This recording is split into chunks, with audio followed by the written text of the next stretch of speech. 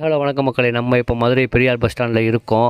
இங்கேருந்து நம்ம குருவித்துறைக்கு போக போகிறோம். நம்ம காலவாசல்லேருந்து மேலக்கல்ன்ற ரோட்டில் போய்க்கிருக்கோம். அதாவது இது வந்து துவரிமான் வழியாக போய் துவரிமான்லேருந்து சோழவந்தான் போய் சோழவந்தான்லேருந்து குருவித்துறைக்கு போகும்.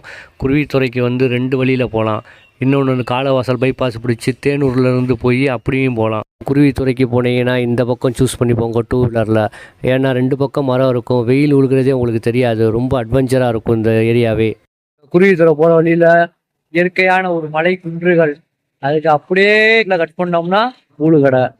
கூழுக்கடையிலேருந்து அப்படியே பார்த்தோம்னா அண்ணன் கூழ் சாப்பிட்டுக்கு இருக்காப்புல, பொழந்து தள்ளிக்கு இருக்காப்புல. கூழ் எப்படி இருக்கு? நல்லா இருக்கா? டேஸ்டா இருக்கா? சூப்பரா இருக்கு. சைடிஸ் போட்டு தள்ளிட்டாப்புல. அதாவது மேலக்கல்லேருந்து ரைட் டர்னிங் எடுத்தோம்னா நம்ம இந்த சோழவந்தான் பாலத்துக்கு வந்துடலாம்.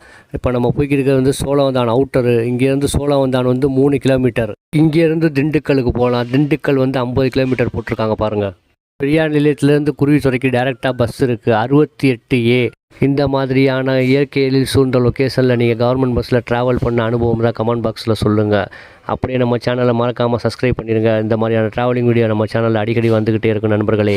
மக்களே, 2 பக்கமும் தென்னை மரம் வாழை மரம் மாற்றி இருக்குது.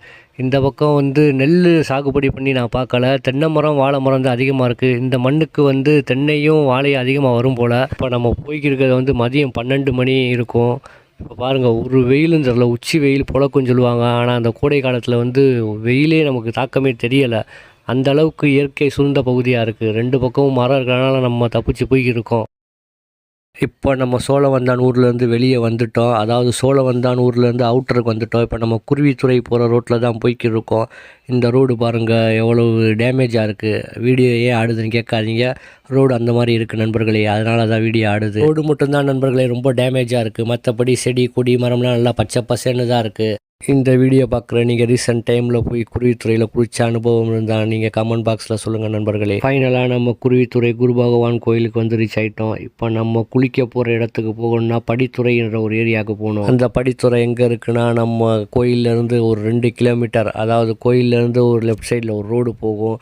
அங்கேருந்து ஒரு 2 கிலோமீட்டர் போனோம்னா நம்ம குளிக்க போகிற இடத்துக்கு போயிடலாம்.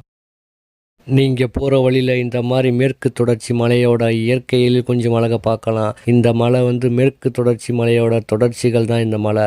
இது வந்து திண்டுக்கல் வரைக்கும் போகும்னு சொல்கிறாங்க. திண்டுக்கல் தாண்டியும் போகும். எவ்வளோ தூரம் போகும்னு நமக்கு தெரியலை. உங்களுக்கு தெரிஞ்சால் கமெண்ட் பாக்ஸில் சொல்லுங்கள் நண்பர்களே. இதுதான் நண்பர்களே நம்ம ரீசெண்ட் டைமில் குளிச்சு மகிழ்ந்த குருவித்துறை ஃபால்ஸ். இப்போ வந்து ரொம்ப வறண்ட நிலைமையில் இருக்குது. வைகை டேமில் தண்ணி திறந்து விட்டால் தான் நண்பர்களே இங்கே வரும். வைகை டேம் வந்து இப்போதைக்கு முழு கொள்ளளவை எட்டலை. அதனால் இங்கே வந்து தண்ணி வரத்து இல்லாமல் இருக்குது. யாரும் நம்பி வந்து ஏமாந்துடாதீங்க. அப்போ எதுக்குடா நீங்கள் அங்கே போனீங்கன்னு கேட்காதீங்க. எங்களுக்கு நிலக்கோட்டையில் ஒரு சின்ன வேலை இருந்துச்சு. அப்படியே நம்ம சப்ஸ்கிரைபர்ஸுக்கு ஒரு இன்ஃபர்மேஷன் கொடுத்துடலான்னு சொல்லி ஒரு பதிவு எடுத்து போட்டிருக்கோம். இந்த இன்ஃபர்மேஷனை உங்கள் ஃப்ரெண்ட்ஸுகளுக்கு ஷேர் பண்ணி விடுங்க நண்பர்களே.